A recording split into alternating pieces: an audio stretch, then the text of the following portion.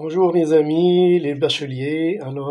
J'espère que vous êtes en forme et que vous avez un moral d'acier pour affronter la préparation du bac.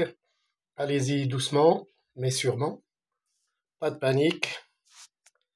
Allez, on continue plutôt par les acides carboxyliques. Alors, l'acide carboxylique, c'est un composé organique dont la molécule possède le groupement fonctionnel suivant.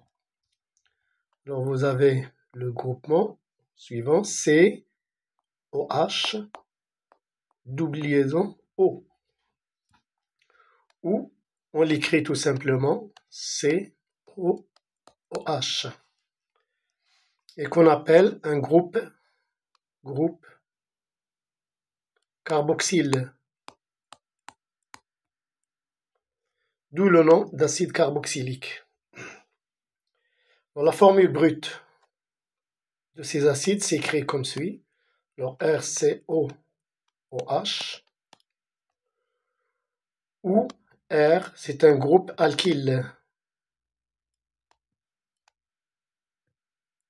Le groupe alkyle comme CH3, C2H5, C3H7, etc. Méthyle, éthyle, propyle et ainsi de suite. Bien. Alors, la nomenclature de ces acides.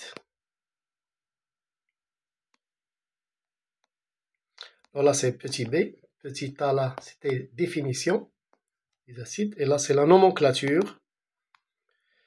Alors, la nomenclature de ces acides. Le nom de l'acide carboxylique se déduit de celui de l'alcane correspondant en remplaçant la terminaison E dans l'alcane par la terminaison OIC précédée du mot acide. Alors ça veut dire quoi tout ça? On va prendre un exemple plus concret. Alors, si nous avons par exemple ce cas-là, COOH. Bien, alors on compte le nombre de carbones dans la chaîne. 1, 2. Alors, 2 carbones. L'alcane correspondant sera l'éthane. Donc, on écrit éthane. Mais on enlève le E et on remplace par OIC. Ça donne éthanoïque. Donc, c'est quoi qui est éthanoïque? C'est l'acide. Acide, précédé du mot acide. On parle donc d'acide éthanoïque. Voilà comment on compose le nom.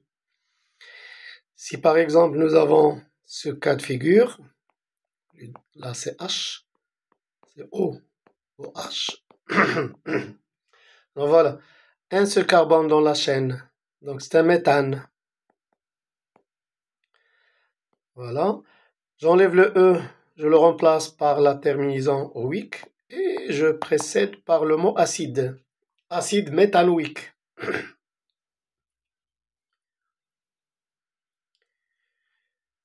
Avec une ramification, par exemple ici, c'est important ça, c'est à noter, c'est O.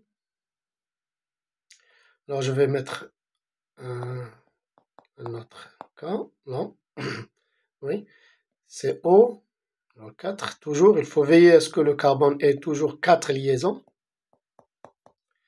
Voilà. Alors là, j'ai la chaîne carbonée, c'est de 4 carbones, donc c'est un butane, un acide butanoïque. Mais là, j'ai cette ramification-là. Je commence la numérotation toujours par le carbone fonctionnel. Alors, c'est toujours le carbone numéro 1 qui est le carbone fonctionnel du groupe carboxyle. 3, 4. On ne tient pas compte des autres fonctions. Là, c'est ou les ramifications. Donc là, ça sera 2 méthyle 2-méthylbutanoïque, mais toujours précédé du mot acide. Donc acide 2-méthylbutanoïque. Voilà pour la nomenclature de ces acides carboxyliques. Alors j'espère que c'est clair, que ça va vous aider. Alors n'oubliez pas de suivre la page pour plus d'informations et pour soutenir ce contenu si vous trouvez que c'est important. Alors merci et à la prochaine.